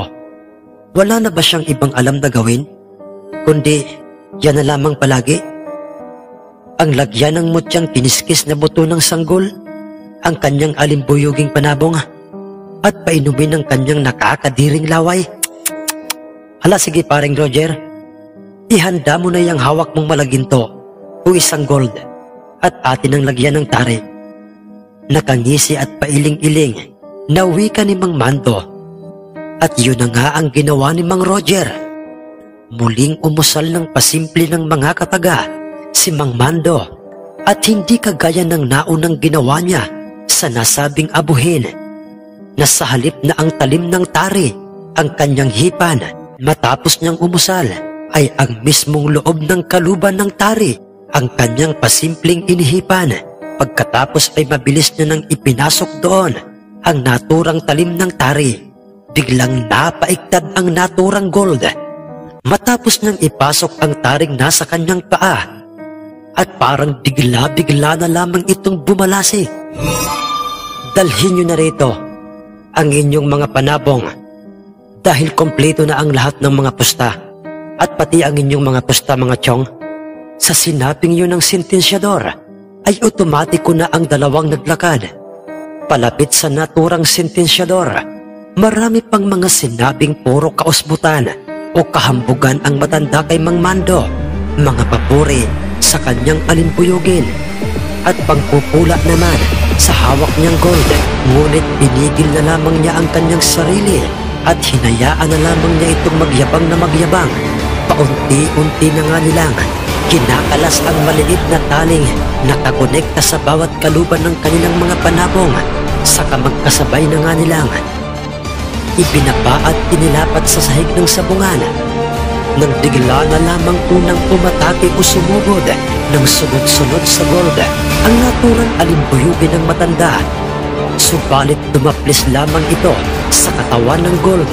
Hiyawan ang lahat ng mga aswang na nagbabalat kayong mga tao. Muling umatake ng agresibo ang alimbuyugin, na parang hindi niya muna ito pinag-iisipan, ngunit hindi niya magawang patamaan sa katawan ng gold, dahil panay ilag at iwas lamang ang ginagawa nito, na parang kumukuha lamang ito ng magandang pagkakataon. Saka ito aatake sa alimbuyugin. Lumipad ng pagkataas-taas ang alimbuyugin papalapit sa gold, nang bigla na lamang pumailalim sa kanya ang gold. Saka ito lumipad pasalubong sa alimbuyugin. Nagpalitan ang mga ito ng pagpalo sa ere, parehong mabilis.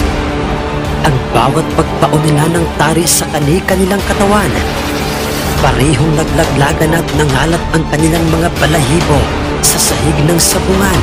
Pagkabagsak sa lupay, muli silang nagkaharap at nagkatitigan, nakiramdam sa isa't isa kung sino sa kanilang dalawa ang unang aatake.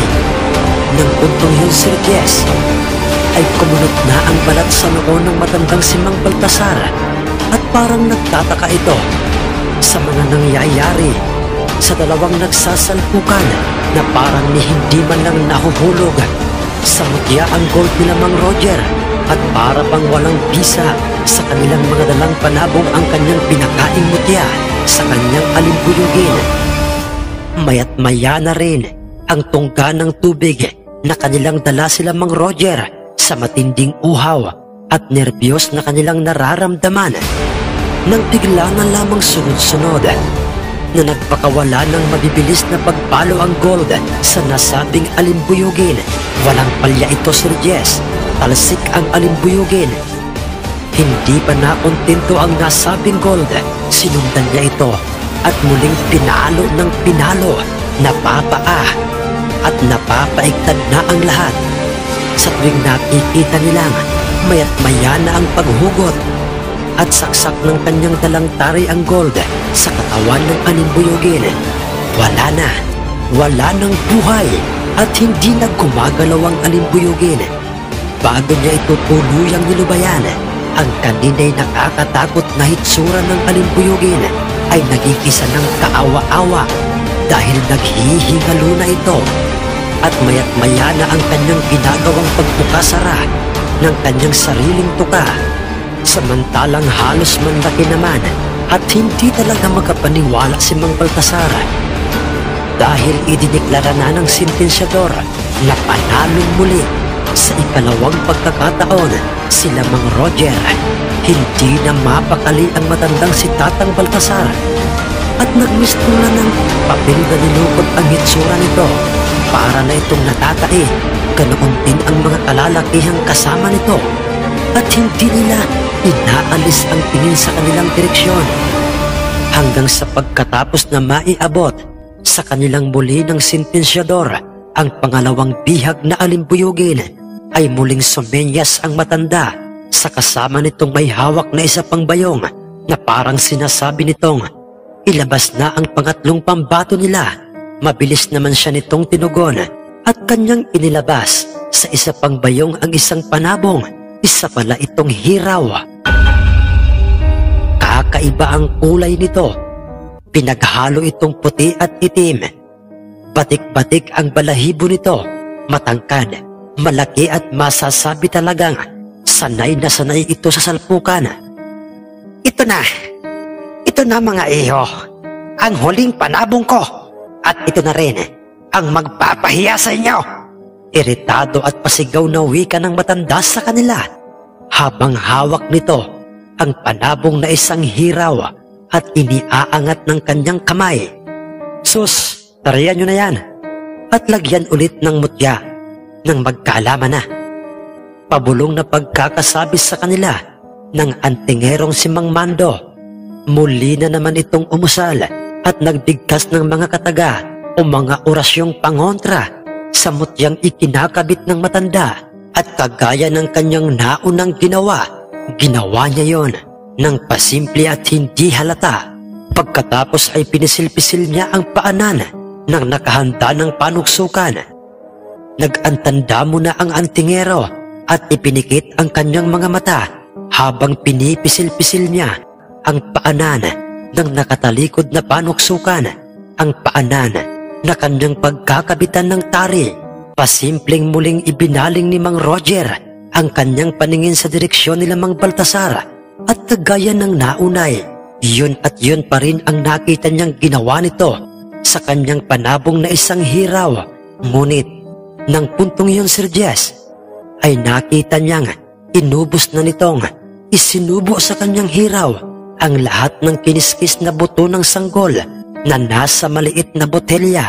Nakita pa niyang parang hindi na makahinga at halos mabulunan na ang kanyang hiraw. Sa dami ng kanyang isinubo sa kanya, desperado na talaga itong ipahiya sila sa laban. Ganoon ito kung titingnan, Sir Jess, at nanginginig na ito sa tindi ng galit sa kanila. Pagkatapos matarian ng dalawang manok panabong, ay muli na ang mga itong ipinagharap ng sentensyador. Nagbabaga na ang mga mata ng matanda at naging masamang-masama na ang kanyang titig sa antingerong si Mang Mando habang sila ay makikita ng magkaharap sa gitna ng ruweda at pareho ng nakahandang bitawan ang kanilang hawak na panabong at sa hudyat na nga ng sentensyador sa kanilang dalaway. Magkasabay na nga nilang binitawan ang dalawang panabong, hindi katulad ng naunang laban, Sir Jess, na agad-agad nilang inatake ang bawat isa matapos na sila ay bitawan sa gitna ng sabungan at pinapakiramdaman pa at binabasa muna ang kilos ng bawat isa dahil ang hiraw at ang panuksukan o sinibalang ay inatake agad nila ang bawat isa. Hindi lamang yung Sir Jesse Boy, parehong mabilis ang kanilang ginagawang pagpalo ng tari sa kanilang katawan. Parehong magaling, parehong sanay na sanay sa ganoong salpukan. Ngunit nang sabay silang bumagsak sa lupay, nakita ng lahat na parang naging hindi maganda ang pagkakabagsak ng sinibalang o panuksukan sa sahig ng sabungan. Kung baga sa tao, Sir Jess, ay na-outbalance ito. Nagpaika-ika na ito kung maglakad at parang meron itong taplis ng tari sa kanyang pisngi. Dahil may nakikita na sila Mang Roger na paunti-unti ng paglitaw ng dugo doon, maging ang kanyang tuka ay may bahid na rin ng dugo. Samantalang ang hiraw naman, Sir Jess, ay parang kabibitaw pa lamang dahil hindi man lang ito hinihingal na gaya ng panuksukan. Wala rin makikitang sinyalis sa kanya na meron itong tinamong tama ng tari sa kanyang katawan. Yan na nga ang sinasabi ko. Matatalo na kayo, mga iyo. Ha ha ha ha ha. Pang-aasarapang pasigaw na pagkakasabi ng matanda sa kanila. Ngunit seryoso lamang na tinitigan siya ng antingerong si Mang Mando hanggang muling pinatake ng dalawang mandirigmang mga panabong ang bawat isa sa kanila. Sigawan ang lahat. Napapaigtad pa ang matanda na parang akala mo siya ang tinatamaan ng tali. Napapangiwi pa ito. Muling magkasabay na bumagsak sa lupa ang dalawang panabong, ngunit pare-pareho na ang mga itong nanghihina. Halata na rin ang kanina'y matikas na hiraw ay bigla na lamang parang nanghina. Hindi lamang yun, Sir Jess. Kapansin-pansin rin na parang kalbo na ang balahibo nito sa parting ulo. Bukod sa ito'y kalbo na, duguan na ito at parang tapyas na ito. Doon lamang nila napagtantong tinamaan pala ito ng kumikintab sa talim na tari galing sa panuksukan.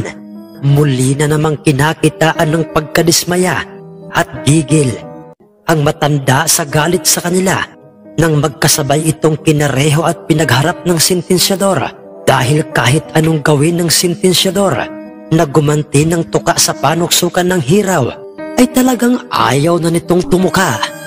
Nakailang pilit pa sa kanya ang sentensyador, subalit talagang ayaw ng tumuka ng hiraw sa nasabing panuksukan.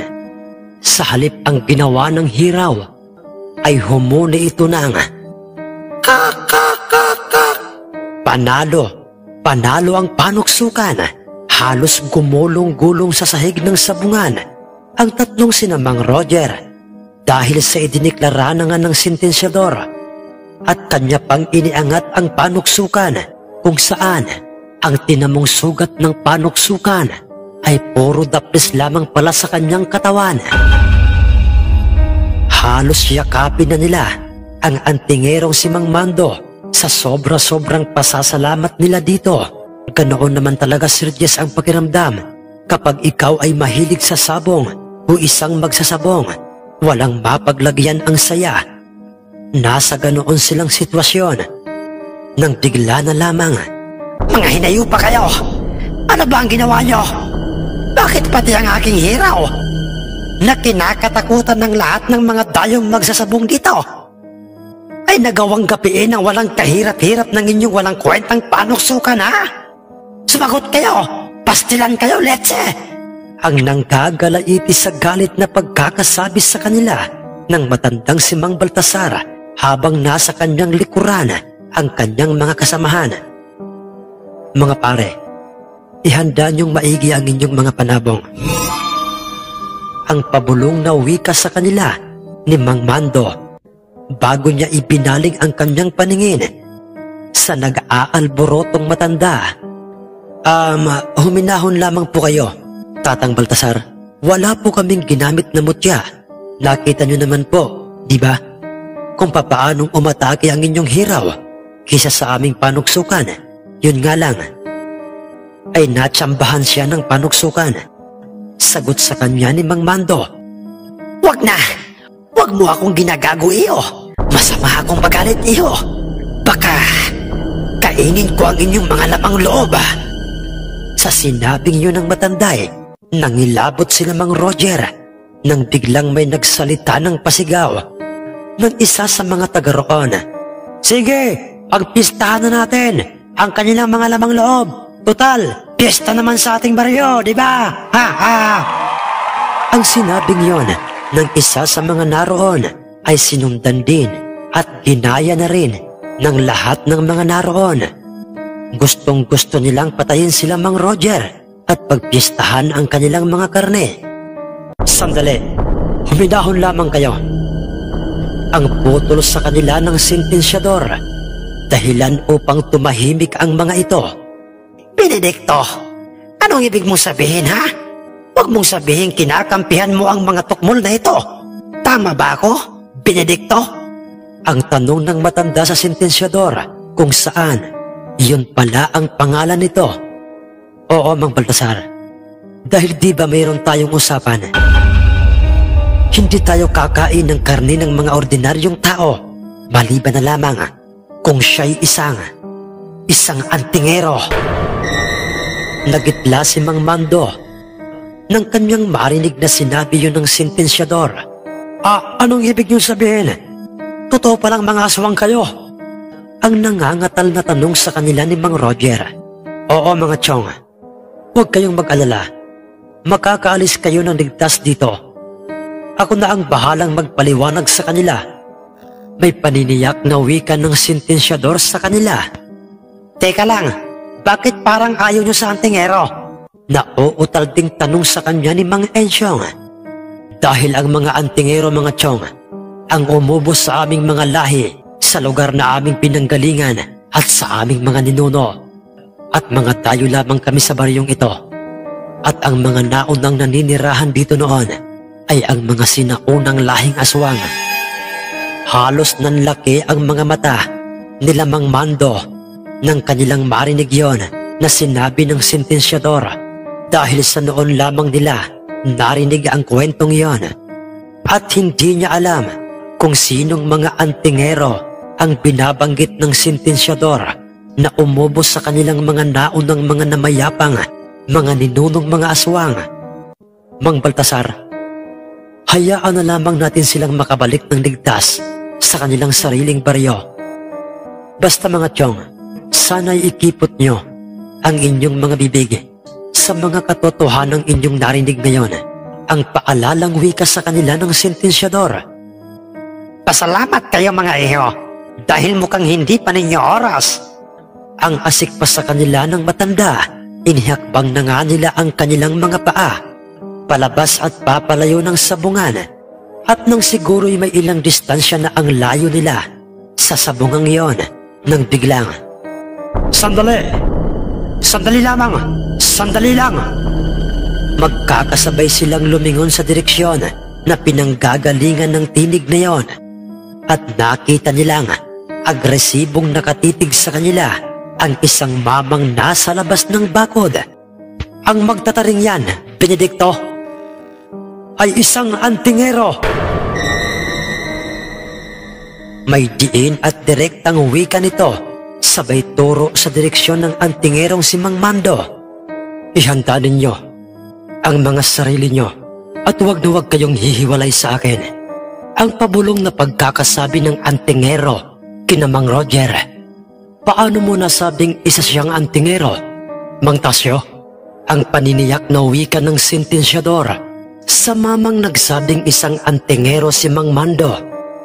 Noong una, hindi ko ito pinansin. Subalit paulit-ulit ko siyang nakitang umuusal sa tuwing kinakabitan nila ng tari ang kanilang tatlong panabong. Tama, wala silang kargada o mutyang ikinakabit sa kanilang mga panabong. Dahil isang antingero ang magtataring yan, Benedicto. Nanlilisik na ang mga mata ng lahat ng mga tao doon, at ang lahat ng kanilang mga paningin ay nasa kanilang direksyon. At maging ang sentensyador na kanina'y kalmado lamang ay paunti-unti na itong kinakain ng galit ang kanyang hitsura, lalo na ang matandang talunang si Mang Baltasar. Sinasabi ko na nga ba, mga litsugas kayo, na mayroon kayong kung anong ginawang pangontra sa mutyang ikinarga ko sa aking panabong.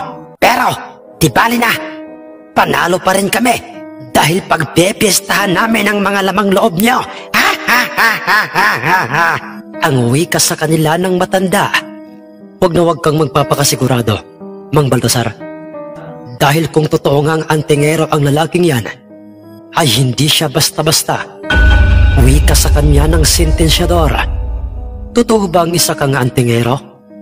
Ang seryosong pagkakatanong ng sentensyador kay Mang Mando.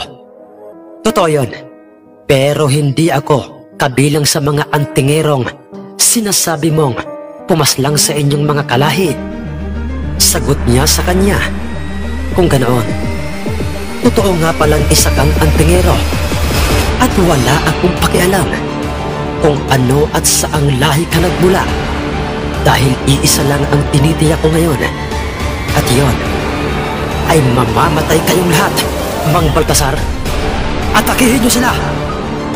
Pagkatapos na sabihin niyo ng sentensyador sa kanila, ay sabay-sabay na ang mga itong inatake sila Mang Mando.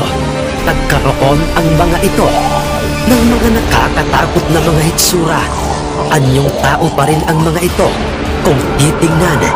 Ngunit namumula ang mga mata ng mga ito, lalong-lalo na si Mang Baltasar at ang naturang sentensyador na nagngangalang si Benedicto. Hindi naman nagpabaya sila Mang Roger sa pangunguna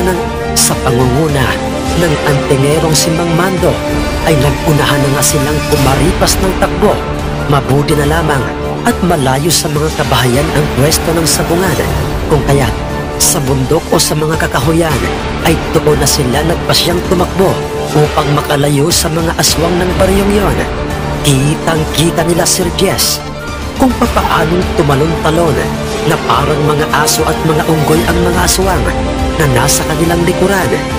Ngunit habang tumatakbo sila ay kanilang nakita si Mang Mandong paisa-isa nang dinudukot at inilalabas sa kanyang dalang belt bag ang kanyang mga kakaibang mga kwintas, at pagkatapos ay isa-isa niya itong isinasabit sa kanyang leeg habang walang palya ang kanyang pag-usal ng mga kakaibang kataga. Patuloy sila sa pagtakbo upang makalayo sa baryong iyon, samantalang porsigido naman ang maraming bilang ng mga aswang na sila'y maabutan ng mga ito sa pangunguna ng matandang si Mang Baltasar at ng naturang sentensyador. Patuloy ang mga ito sa paglikha ng pag-angil at may ilang di pa na lang ang kanilang agwat sa kanila. Nanghihina man at parang mahihimatay na sila Mang Roger kakatakbo, ngunit pinilit nilang lumaban para iligtas ang kanilang mga buhay nang biglang tumigil sa kanyang ginagawang pag-usal ang naturang antingerong si Mang Mando at sinabi nitong, "Huwag kayong kumilos at huwag na huwag kayong maglikha ng ingay o magsalita. Ipatong niyo sa aking balikat ang inyong mga kanang kamay. Tigilan niyo ang inyong mabibigat na paghinga." Iyon na nga ang kanilang ginawa. Isa-isa nilang ipinatong sa balikat ng antingero ang kani-kanilang mga kanang kamay, habang bitbit ng kanilang kaliwang mga kamay ang bayong na naglalaman ng kani-kanilang mga panabong. "Paano? Nasaan na sila? Bakit bigla-bigla na lamang silang naglaho sa ating paningin? Hindi maaari ito! Benedicto!" "Ah!" Galit na wika ng nooy matandang taong aswang na si Mang Baltasar, at sila pala ay kabilang sa uri ng mga aswang na isang taong aswang. Nasaan yung tao ang mga ito? Ngunit mayroong mga matutulis na mga nakausling mga pangil, kukong mahahaba, bilugan, at mga nanlilisik na mga mata. Ngunit ang masigit na nakakaagaw ng pansin sa kanila ay ang kanilang mga makakapal at dikit-dikit na mga mahahabang balahibo sa kanilang mga katawan, at kabilang sila sa mga uri ng mga aswang na kayang magpalit anyo. Kahit sa katanghaliang tapat, kitang-kita nila itong nasa kanilang mga harapan, at nagmistula silang invisible sa kanilang mga paningin dahil hindi sila nakikita ng mga ito. At mabuti na lamang at kasama sa ginawang usal ng antingero ang kanilang mga dalang panabong na nasa bayong, dahil kahit na anong gawing pagpuputak-putak ng mga ito ay hindi ito napapansin at naririnig ng mga naturang mga taong aswang. Ang iba sa mga aswang ay nakita nilang walang tigil sa pagpalingalinga sa paligid, at kanilang hinahawi ang bawat makakapal na mga damo o talahib na kanilang nakikita sa pag-aakalang naroon sila. Nananatili lamang silang apat na nakatayo at walang tibo sa kanilang mga harapan, na hindi sila nakikita ng mga ito. Sumisinghot-singhot pa sa hangin ang matandang aswang. Ganoon din ang ginagawa ng nasabing sentensyador, na siya palang kinikilalang pinuno ng mga taong aswang sa baryong iyon. Dahil sa siya ang sinusunod ng mga ito, sinasabi ko naman sa iyo, Mang Baltasar, Isa siyang antingero, kaya wag natin siyang maliitin. Malakas ang kutob kong may ginamit siyang orasyon upang hindi natin sila makita.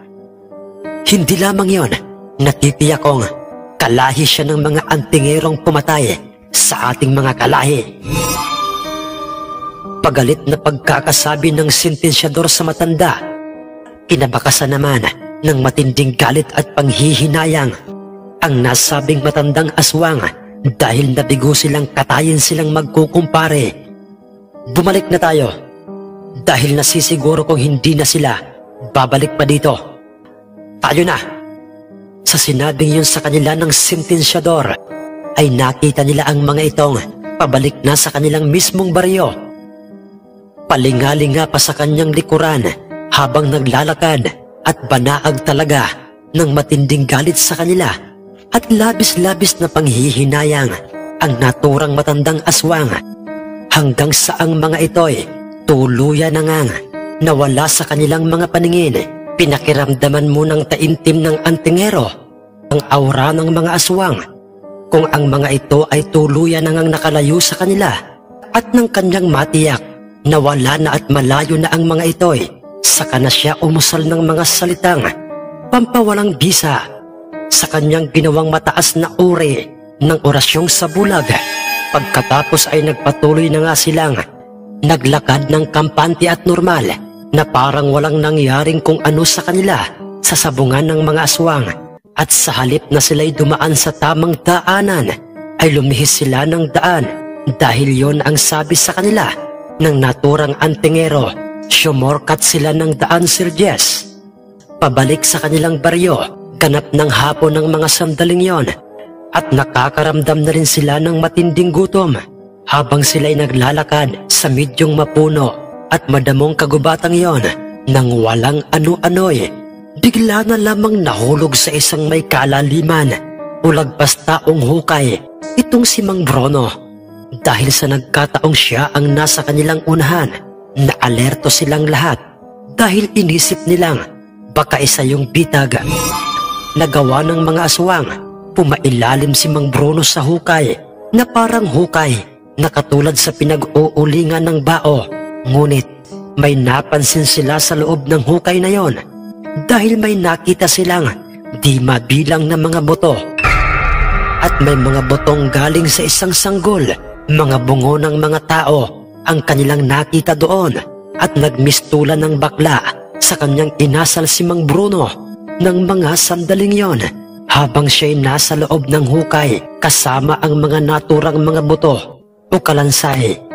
Dito pala nila inilalagay ang mga buto ng mga taong kanilang binibiktima at pagkatapos ay kanilang kinukunan ng mga mutya upang ipakain sa kanilang mga panabong. Ha ha ha ha! Mga mahihinang klase ng mga aswang. Dinig nilang wika ng antingerong si Mang Mando at pagkatapos nilang pagtulungang iakyat pataas sa kanila ang nagngangangawa si Mang Bruno, ay nagpatuloy na nga sila pauwi sa kanilang baryo. At ang nangyaring yun sa kanila sa pistahan at sabong sa baryo ng mga aswang at ang kanilang mga natuklasang ginawang kakaiba at hindi pangkaraniwang ginawa ni Mang Mando ay hindi na lamang nila ipinaalam at ikinuwento sa iba dahil maaaring hindi maniwala ang mga ito. Sa halip ay isipin pa ng mga ito na nagsisinungaling o gumagawa lamang sila ng kwento. Ngunit marami silang naririnig sa mga taong minsanang napapagawi sa baryong yon na sinasabi ng mga taong ito na aswang daw ang mga tao o mga residente doon. Napapangiti na lamang sila Mang Roger sa kanila at ang tungkol sa mga orasyong ginamit ni Mang Mando sa panabong na kanyang tinarian ay ipinaliwanag ni Mang Mando sa kanila kung anong klaseng orasyon at sinagot naman si Mang Mando ng kanyang tiyuhin na isa ring antingerong tulad niya. Subalit higit na mas mataas ang antas ng nalalaman nito kaysa kay Mang Mando. Sinagot siya ng kanyang tiyuhin nang minsang kanya itong tinanong kung sino ang mga antingerong pumaslang sa mga lahing aswang noong taong kabataan pa ng kanyang tiyuhin. At doon, Sir Jess, Isang revelasyon ang kanyang natuklasan dahil ang kanyang lolo pa lang, isang tanyag na antingero noong panahong yon, ay isa pala sa mga antingerong napasama sa pagpaslang sa lahat ng mga lahing aswang. Unang mga kalahi ng matandang si Mang Baltasar at ng nasabing sentensyador.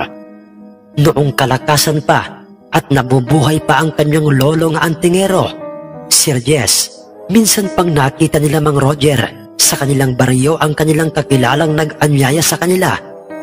Ngunit hindi ito makatitig sa kanila ng diretso at palagi itong umiiwas sa kanila sa tuwing nakakasalubong nila sa daan. Pare, kailan ba ulit ang piyesta sa inyo? Bala kasi naming dumayo sa inyo ng sabong. Kasama ang aming kumparing magtataring, isang antingero.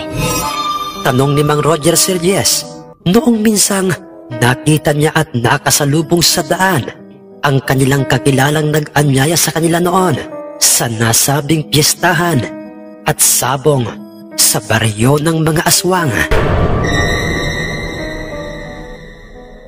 Tunay nga, at sadyang napakahiwagan ng mundong ating ginagalawan. Maraming mga nagaganap at nangyayaring kailanmay hindi kayang ipaliwanag ni inuman. Hanggang dito na lamang po, at maraming salamat po sa inyong ginawang pakikinig at pagsubaybay. Magandang araw po.